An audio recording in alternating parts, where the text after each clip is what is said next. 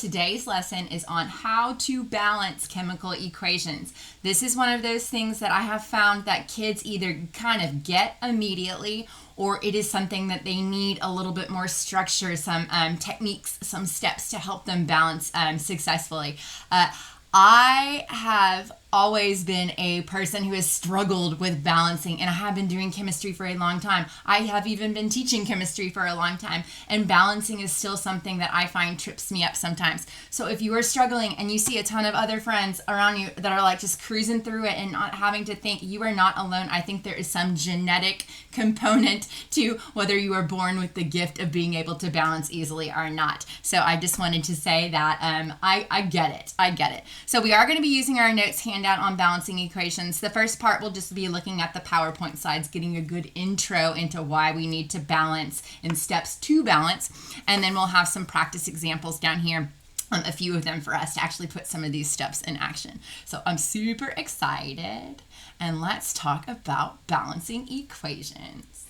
Okay, this is not new. We have been blasting law of conservation of mass like pretty much all year long. So all reactions must follow the law of conservation of mass. Okay, so we've seen this reaction before. We've seen this exact picture before. This is showing methane, CH4, reacting with 2 molecules of oxygen. That 2 in front of the O2 we know is a coefficient. It tells me how many of each thing I have that is written behind it. And then that reaction produces carbon dioxide and 2 molecules of water. We've talked about our 5 types of reactions: synthesis, decomposition, single replacement, double replacement, and combustion. You guys, this is a combustion reaction. We can now look at this equation and be like, cool, yes, I see a hydrocarbon.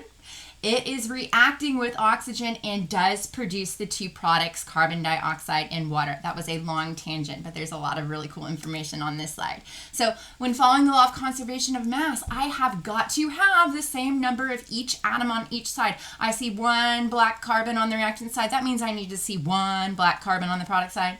I see 4 white hydrogens on the reactant side. That means I need to see 4 white hydrogens on the product side.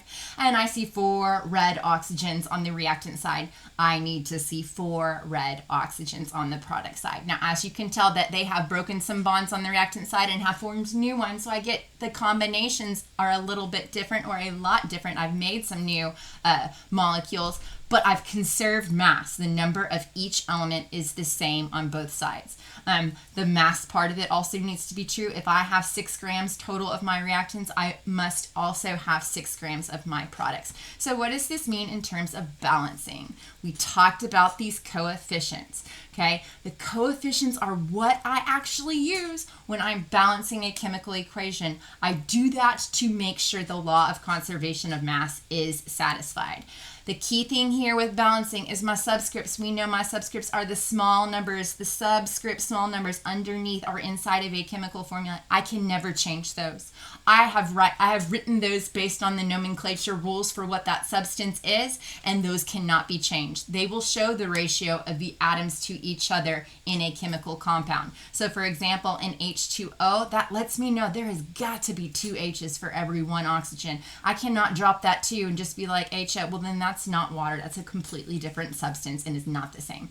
So only my coefficients may be added in balancing. And these are the big numbers in front of the formula. So steps for balancing, I'm going to go through this not quite so slowly because I find it is a lot easier for us to when we actually go through the examples together. But the first thing I'm going to do is I'm going to count the number of each atom on each side of the equation. Okay, so as written here, I have a reaction where I take hydrogen and oxygen and I create water. So the formula for hydrogen, he's one of my diatomics. So that's the only reason why he comes with a 2. Same thing, plain old oxygen is also a diatomic. That's why he comes with a 2, okay? On this side of the reaction equation, I have 2 hydrogens, I have 2 oxygens.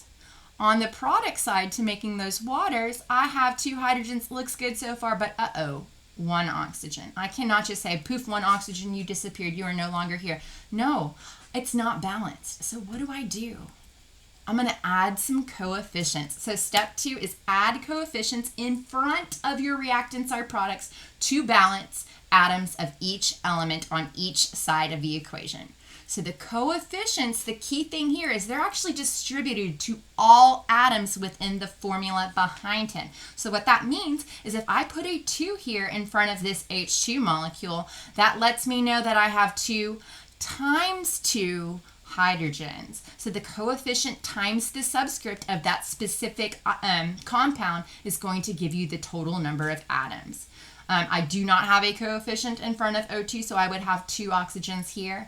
And then finally, I have a coefficient 2 in front of my water on the product side. That lets me know that I have 2 times 2, so 4 hydrogens on the product side, and 2 oxygens on the product side. So that coefficient gets distributed to everybody behind him in the formula. If there is also a subscript to identify how much of each atom you have within a chemical formula, that's where you multiply to get that total.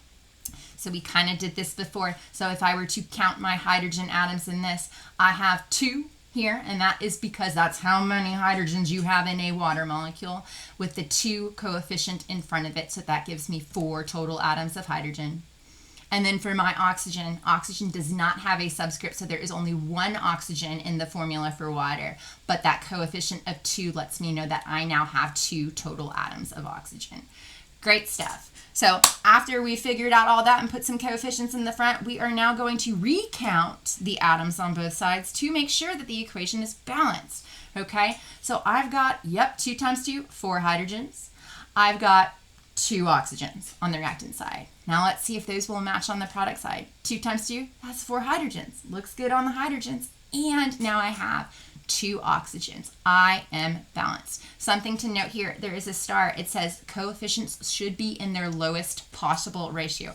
That means if I have a coefficient in front of every single thing in the chemical equation and I can reduce them down or divide them by a common multiple divider, whatever, to get a lowest whole number ratio, you can. And some of y'all are looking at this and be like, well, 2 to 2, I can reduce to a 1 to 1. Sure, but I have this oxygen here. And whenever I do not have a coefficient or a number written in front of it, that is assumed to be a 1 there. So when I'm saying you can reduce it to the lowest possible ratio, I better have every single one have a coefficient that can also be included in that reduction. So with that oxygen having a coefficient of 1, no, I cannot reduce it any further than a 2, 1, 2 of coefficients in that chemical formula.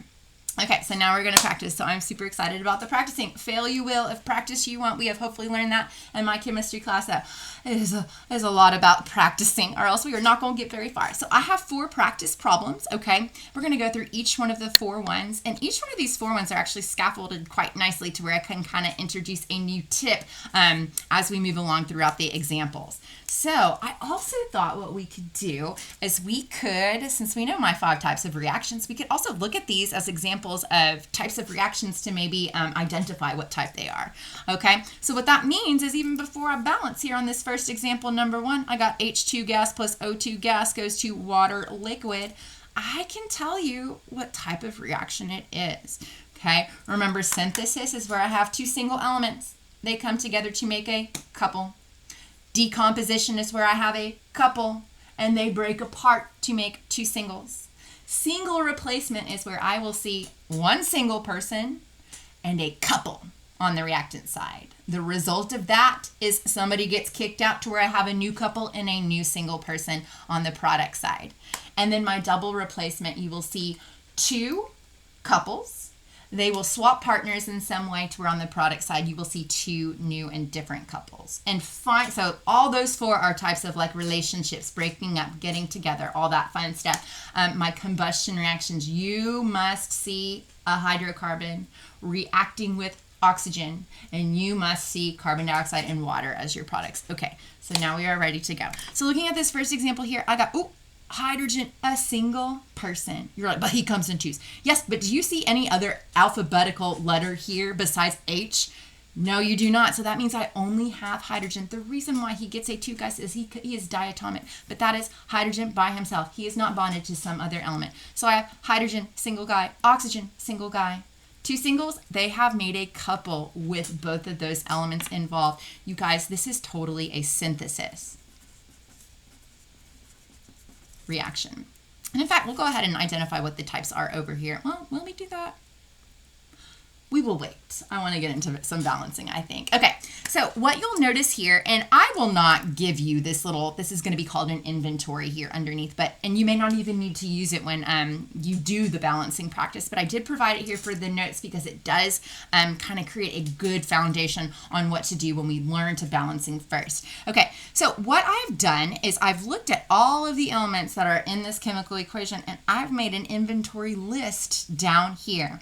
I have hydrogen and I have oxygen. I have no other elements from the periodic table available to me from this chemical equation. So what I'm actually going to do next to that letter, next to the inventory, is I'm going to write on this side to the left how many of that specific element you have on the reactant side. And then on the right, I'm going to write how many of that specific element you have on the product side. Because we know if things are balanced, we want to see the same numbers on both sides. So it'll kind of give us an idea of what issues we need to address and maybe where to start. Okay, so let's count. Hydrogens. It looks like I have 2 hydrogens on the reactant side, so I'm going to be putting a big 2.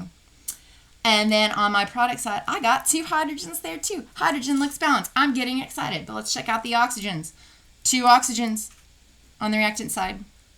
How many oxygens on the product side? So here is my issue. Okay. So what I'm going to do to fix my inventory is I first will put a number in a blank that will execute a change down here in my inventory. You must put numbers here first, and then you will tell me what the result of putting that number, a coefficient, is down here in the inventory. Okay, so I see like my big issue here is my oxygen. I need to maybe get the same number of oxygens as I have currently on my reactant side. Let's see, can I put a number up here that would give me maybe the same amount of oxygens, 2 oxygens? I can. If I put a 2, remember that 2 gets distributed to everybody, right? That 2 gets distributed to hydrogen and to the oxygen behind it to where, yeah, guys, I get to change my inventory. It gave me the 2 oxygens that I need. But you've got to change your inventory for everybody that was involved or affected by that coefficient, which hydrogen, yeah, he was super involved. 2 times 2, I now have 4 hydrogens, and you're like, oh my gosh, she's messing everything up. No, that is okay. Now we know we have a hydrogen issue. Specifically, maybe I can fix some hydrogen over here on the reactant side to get him to also be 4. Yes, I can. If I put a 2 there, we know 2 of the H2 molecule, I have 2 times 2. That gives me, yes, 4. So when your inventory looks like I have the same numbers on both sides, I know that I have balanced correctly. You may have some spaces or numbers that you do not fill in, and that is understood to be a 1 coefficient. You do not have to write a 1. You will not see a 1 written for you. It is understood if you actually see a formula of something there, you have one of those. So do not be afraid if you leave some blanks blank. Okay. Yes, that was amazing. Okay, let's do the next one. Next one down. Let's identify what type of reaction. Do we have single peoples? Do we got couples? We got whatever. I will have you recall real quick some fun things that we can do with some polyatomic ions. Remember when we were learning how to name polyatomic ionic compounds? I told you put some parentheses around some polyatomic ions. And I do. Here in my silver nitrate, I see nitrate. Now, I've been having y'all do that for a while because, number one, when we start naming things, it makes it a lot easier for you to name the 2 ions in the ionic compound. But it is going to help you massively with these chemical reactions, okay? If you'll notice, I have seen nitrate over here on the reactant side and over here on the product side. So what that means is nitrate, we've mentioned this before, nitrate is just kind of acting like a normal nonmetal, like a normal single element nonmetal from the periodic table. Well, yeah, in this case, my nitrogen is acting like just a person that's maybe in a couple with silver, and a person that maybe on the product side is now in a couple with copper. So now I'm actually looking at this equation in terms of I can see the single people and the couples, right? I see a couple between silver and nitrate. I see a single person, copper. On the product side, though, I see a new couple between copper and nitrate and silver. Oh, man, you know what has happened here? Copper has kicked out the silver. You guys, this is a single replacement reaction.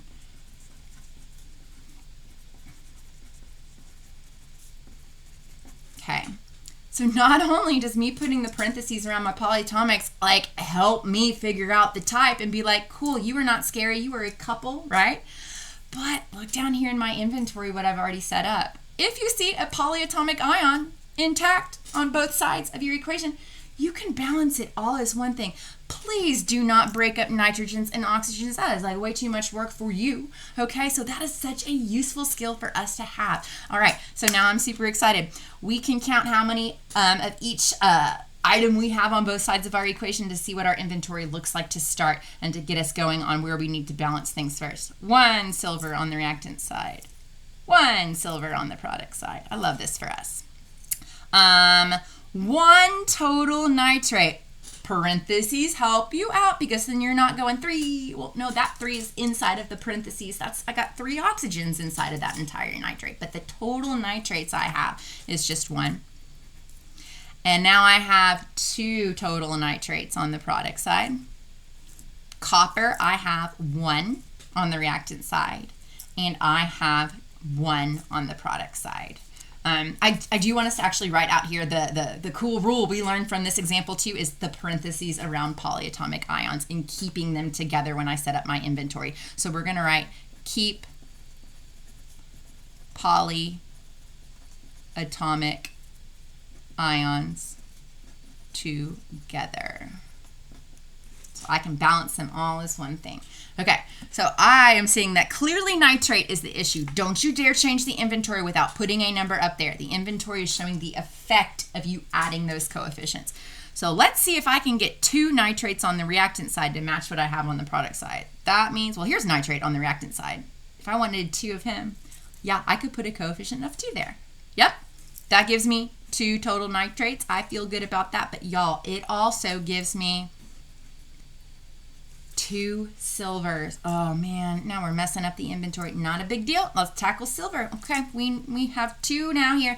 We only have 1 on the product side. Okay, here he is on the product side. Yep, there's 1. Can I make 2 of him by putting a 2 here? Yes. Now, is my inventory looking good? Everybody's balanced. I feel really good about that. I have balanced a chemical equation. I have utilized this really amazing skill of keeping those polyatomic ions together if you see them intact on both sides. Okay, example number 3. Yay. Okay, so example number 3, let's identify the type of reaction by looking for single people and couples. I got aluminum, single aluminum. I got oxygen diatomic, single oxygen. And oh, look, they made an ionic compound, aluminum oxide. This is coming together of a couple. This is a synthesis also. Synthesis. Amazing. I've got my inventory set up with the only 2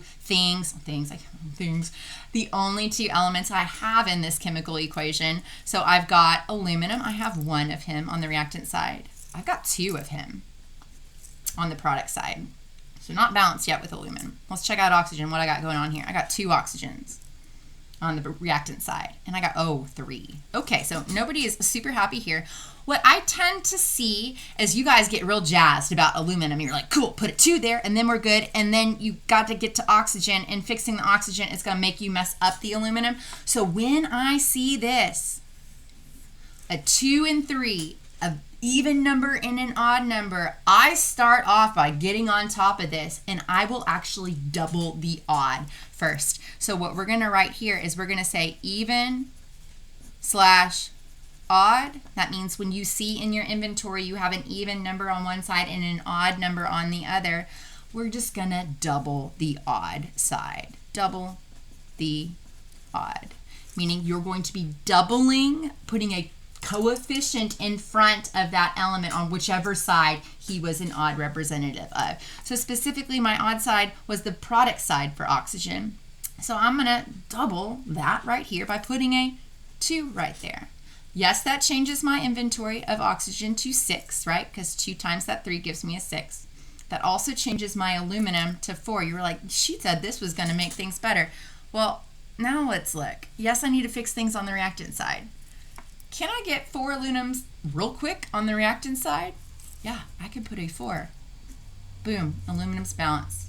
Now my oxygen, I had 6, right, on the product side. Can I put a number here to give me 6 on this side? I can. If I put a 3, remember we multiply the coefficient by the subscript, right? So that 3 times 2 will give me the 6. So this is a super, super special technique.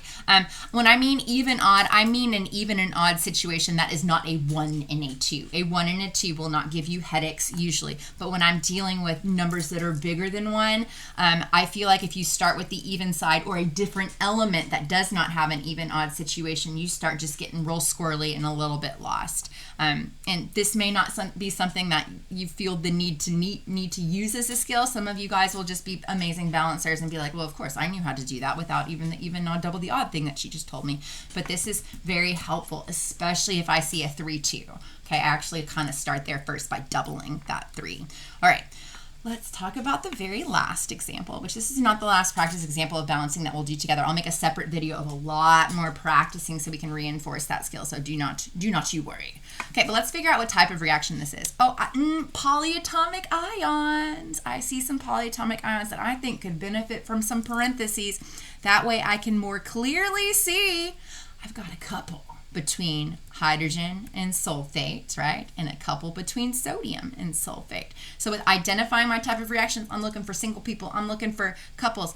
I got a couple, sodium and chlorine. That's sodium chloride. I got a couple between hydrogen and sulfate. That's sulfuric acid. I got another couple between sodium and sulfate, sodium sulfate. And I've got another couple between hydrogen and chlorine, hydrochloric acid. Okay, so what has actually happened here, and when we write our own double replacement reactions, we'll kind of reinforce this concept a lot more. But the sodium has switched places with the hydrogen, and now that sodium is paired up with the sulfate, and the hydrogen is now paired up with the chlorine. We have swapped partners. We have done the wife swapping of these two couples here. So with the wife swapping of two couples, this is a double replacement reaction. Cool. Okay. Now, those parentheses, that is the gift that keeps on giving, you guys, because yes, I see them on both. I see sulfates together on both sides. So that is why I'm able to set up my inventory with sulfate all as one thing and not break up the sulfurs or the oxygens. That sounds pretty terrible. Okay, I got 1 sodium on the reactant side. I got 2 sodiums on the product side. I got 1 chlorines on the reactant side. I have 1 chlorines on the product side. I have 2 hydrogens on the reactant side.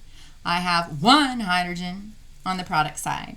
I have 1 sulfate on the reactant side. And I have 1 sulfate on the product side. Okay, so there are some options here. This is not an even odd situation because I got 1s and 2s. I mentioned that I use my even, odd, double the odd when I have numbers bigger than 1. So I can kind of probably safely tackle addressing this sodium thing first and be like, hey, if I put a 2 here, yes, that will give me 2 sodiums.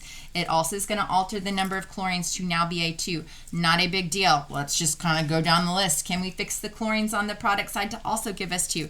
Yeah, I can put a 2 up here. That will give us the 2 chlorines that we need. And it also, conveniently enough, gives us the 2 hydrogens that we were hoping to get. So with this, I am balanced. So we've learned a lot of great things here, you guys. We practiced identifying what type of reaction we have based on our couples and single people.